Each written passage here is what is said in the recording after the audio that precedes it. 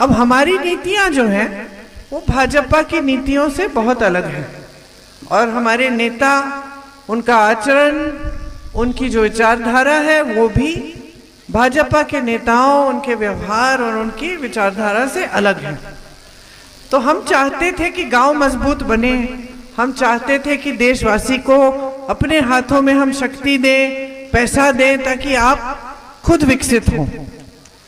तो हमारे कार्यकाल में, मेरी माता जी के कार्यकाल में, इंदिरा जी के कार्यकाल में यहाँ तमाम ऐसे काम हुए।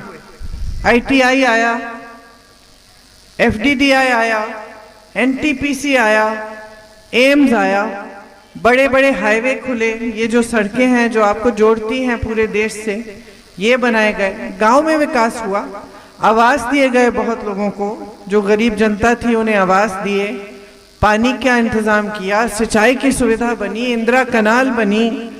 ये तमाम ऐसी चीजें हुई यहाँ जिससे पूरे क्षेत्र का विकास हो रहा था।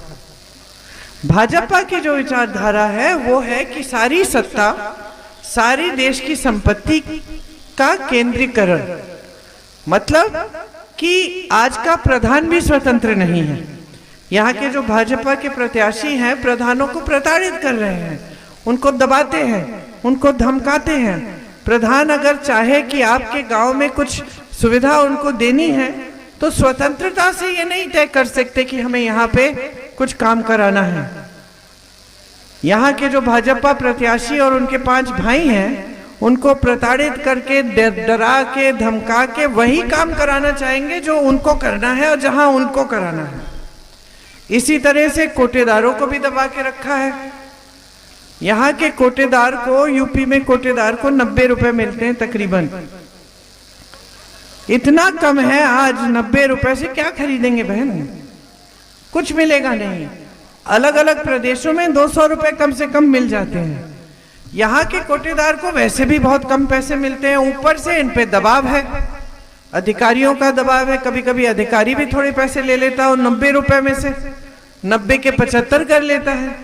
ऊपर से ये प्रत्याशी और इनके 5 भाई जो सबको बस तंग कर रहे हैं, जमीनें छीन रहे हैं, आतंकित कर रहे हैं पूरे क्षेत्र को।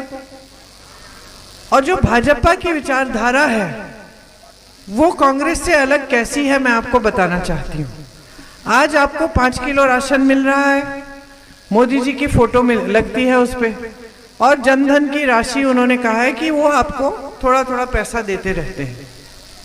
अब कब वो पैसा, कभी कभी ज्यादातर चुनाव से पहले आता है, ठीक है, थोड़ा सा आ जाता है, 1000 रुपए आ गए, 1500 रुपए आ गए, तो आपको लगता है कि ठीक है, हमारे लिए सरकार कुछ कर रही है।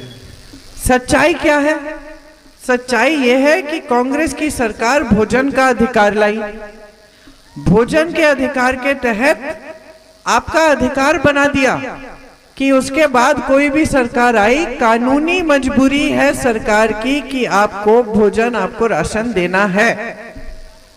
समझे आप? तो मोदी जी जो पूरे देश भर में फैला रहे हैं कि आप पे बहुत एहसान कर दिया ये बोरा पकड़ा कर, असलियत ये है कि वो कानून से मजबूर हैं, देना ही है, क्योंकि कांग्रेस ने ये बहुत पहले आपका अधिकार बना दिया था। आपको कुछ बात बताऊं, जहां छत्तीसगढ़ में कांग्रेस की सरकार थी वहां भी हम राशन देते थे। कितना देते थे? 35 किलो। 35 किलो। और जब भाजपा की सरकार आई वहां अभी के 5 किलो कर दिया।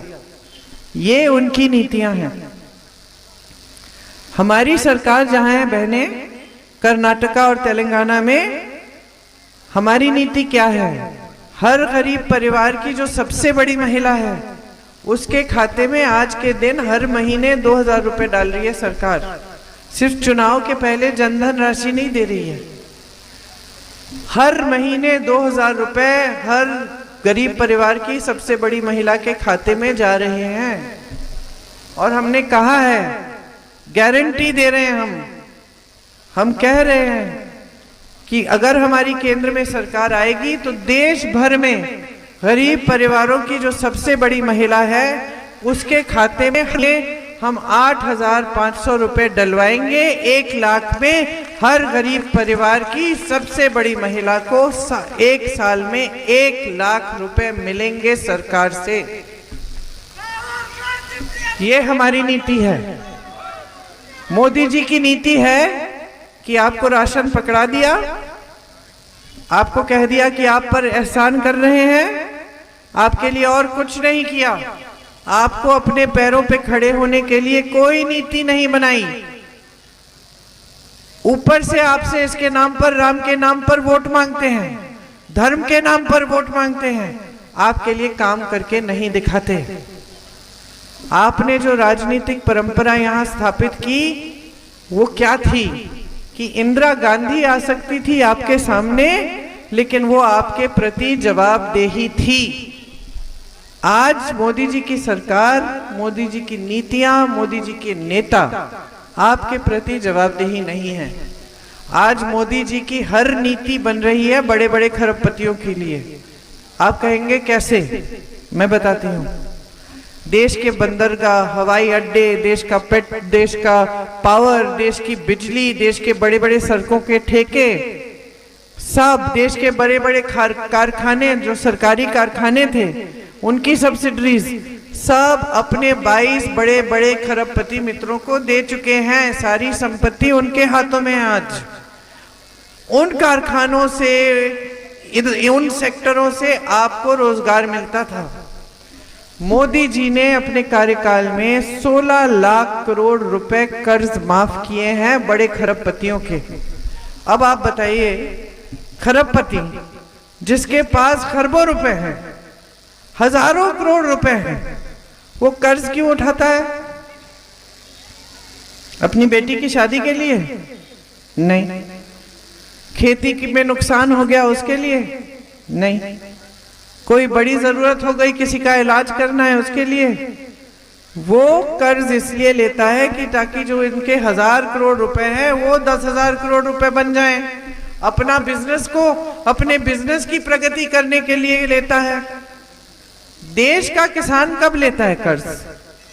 जब बेटी की शादी करनी पड़ती है, जब बच्चे की ट्यूशन की फीस देनी पड़ती है, जब खेती खराब हो जाती है, उपज के लिए सही दाम नहीं मिलता है और उसको नई उपज उगानी है, नहीं तो बच्चों के पेट नहीं भरेंगे, जब किसी को कैंसर हो जाता है उसका ट्रीटमेंट कराना है, तब कर्ज लेता है। और मोदी जी की ये नीति है कि 16 लाख करोड़ रुपए ये कर्ज माफ कर रहे हैं बड़े खरबपतियों के, लेकिन इस देश के किसान का एक कर्ज माफ करते नहीं है। एक कर्ज माफ नहीं किया। कांग्रेस पार्टी कहती है हम कर्ज माफ करना चाहते हैं, मोदी जी कहते हैं देश में पैसे नहीं है, ये लोग झूठ बोल रहे हैं। तो अगर देश में पैसे नहीं हैं तो आप 16 लाख करोड़ रुपए खरबपतियों के कैसे माफ कर रहे हैं?